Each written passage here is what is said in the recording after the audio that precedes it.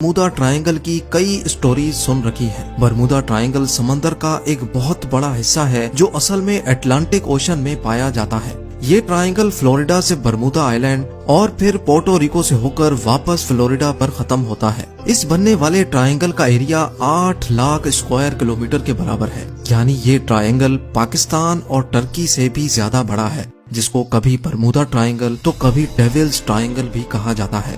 یہ ٹرائنگل اپنے مسٹیریس فینومینا کی وجہ سے پوری دنیا میں بدنام ہے، جہاں سے گزرتے وقت شپس اور ایئر پلینز کا کانٹیکٹ اپنی بیس اسٹیشن سے اچانک ٹوٹ جاتا ہے اور وہ ہمیشہ کے لیے غائب ہو جاتے ہیں۔ ابھی تک شپس اور ایئر پلینز کی ایک بہت بڑی تعداد اس ٹرائنگل میں گم ہو چکی ہے۔ آج تک ان میں سے صرف چند شپس اور ایئر پلینز کا ملبہ ریسرچرز کو سمندر کے باٹم سے ملا ہے، لیکن وہ بھی اس جگہ سے نہیں جہاں وہ آخری بار ریڈار پہ شو ہوئے تھے، جبکہ دوسروں کا تو نہ ملبہ ملا اور نہ ہی ان کے اندر موجود لوگوں کا آج تک کسی کو پتہ چل سکا ہے۔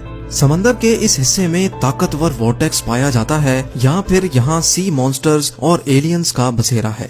آخر برمودا ٹرائنگل میں کچھ تو ایب نارمل ضرور ہے، جس کی وجہ سے نہ تو یہ بڑی سے بڑی کارگو شپس کو چھوڑتا ہے اور نہ ہی کسی جہاز کو۔ یہاں پیش آنے والی ایب نارمل ایکٹیویٹیز کا ایکچوئل ریزن سائنسدانوں کو آخر کار مل چکا ہے۔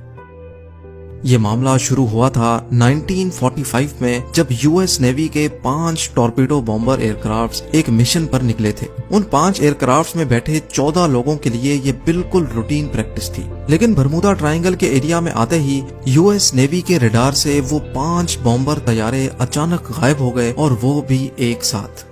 کیونکہ اس وقت ورلڈ وار 2 کو ختم ہوئے صرف چند مہینے ہی گزرے تھے، اسی وجہ سے یو ایس نیوی کا شک تھا کہ شاید کسی دشمن نے ان کے جہازوں کو گرا دیا ہے۔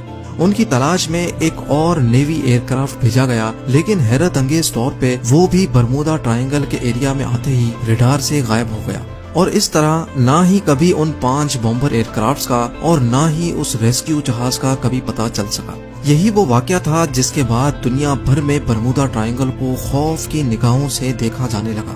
لیکن اس واقعے سے تقریباً 10 سال پہلے کچھ ایسا ہی سین ایک اور جہاز کے ساتھ ہوا تھا، لیکن خوش قسمتی سے وہ اپنی جان بچانے میں کامیاب ہو گئے تھے۔ 19 سالہ ٹوئنز جارج اور ڈیوڈ روتھسچائلڈ امریکن نیوی میں آفیسرز تھے۔ اچانک ان کو اپنے والد کی موت کی خبر ملی تو ان کو ایک پرائیویٹ ایئر کرافٹ میں بیٹھ کر اپنے ہوم ٹاؤن جانا پڑا۔ ابھی جہاز کو برمودا ٹرائنگل کے سمندر کے اوپر پہنچے صرف 20 منٹ ہی گزرے تھے کہ پائلٹ نے ان کو بتایا کہ جہاز کے تمام انسٹرومنٹس کام کرنا چھوڑ گئے ہیں۔ نہ ہی پائلٹ کو فیول کا اندازہ تھا، نہ ہی اس کا ریڈیو کام کر رہا تھا، اور نہ ہی اس کو یہ معلوم تھا کہ اس وقت وہ کس ڈائریکشن میں جا رہا ہے۔ ان دونوں بھائیوں کا کہنا تھا کہ اتنی اونچائی سے بھی ہمیں نہ ہی کوئی شپ نظر آ رہی تھی اور نہ ہی زمین کا چھوٹا سا بھی حصہ، دور دور تک صرف پانی اور صرف پانی نظر آ رہا تھا۔ اتنے میں پائلٹ کے پسینے چھوٹنا شروع ہو گئے اور وہ بے ہوش ہو گیا۔ لیکن خوش قسمتی تھی کہ جہاز میں کو پائلٹ بھی موجود تھا، جس نے جہاز کا کنٹرول سنبھال لیا، اور چند گھنٹوں کی اس خوفناک پرواز کے بعد آخر کار ان کو زمین نظر آ گئی، جہاں جہاز کو ایمرجنسی لینڈ کر لیا گیا۔ کئی سالوں کے بعد جب برمودا ٹرائنگل اپنے مسٹیریس واقعات کی وجہ سے مشہور ہوا، تب ان دونوں بھائیوں کو پتا چلا کہ یہ خود اس چیز کا شکار ہوئے تھے اور خوش قسمتی سے بچ بھی گئے۔ 2015 میں الفارو نام کی ایک کارگو شپ فلوریڈا سے پورٹو ریکو جا رہی تھی، جو 1 اکتوبر 2015 والے دن ریڈار سے غائب ہو گئی۔ یو ایس کوسٹ گارڈز اور ایئر فورس نے ایک کمبائنڈ سرچ آپریشن کیا، اور پورے 1 مہینے کی سرچ کے بعد الفارو سطح سمندر سے 15,000 فیٹ نیچے سمندر کے باٹم پر پائی گئی۔ شپ کے کیپٹن سے جب آخری کانٹیکٹ ہوا تھا، تب ایسا لگ رہا تھا جیسے شپ میں پانی آ چکا ہے، اور وہ الفارو سے ہونے والا آخری کانٹیکٹ تھا۔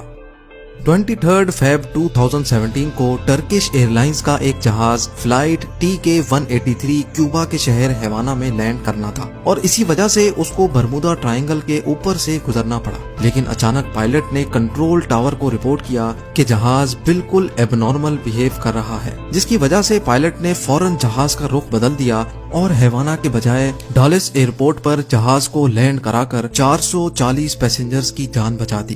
اس طرح کے اور کئی انسیڈنٹس برمودا ٹرائنگل کی حدود میں پیش آ چکے ہیں۔ کئی تو انسیڈنٹس رپورٹ ہوئے جن کی لسٹ ویکیپیڈیا پر موجود ہے، لیکن چند انسیڈنٹس تو ایسے بھی تھے جو آج تک کبھی رپورٹ نہیں ہوئے۔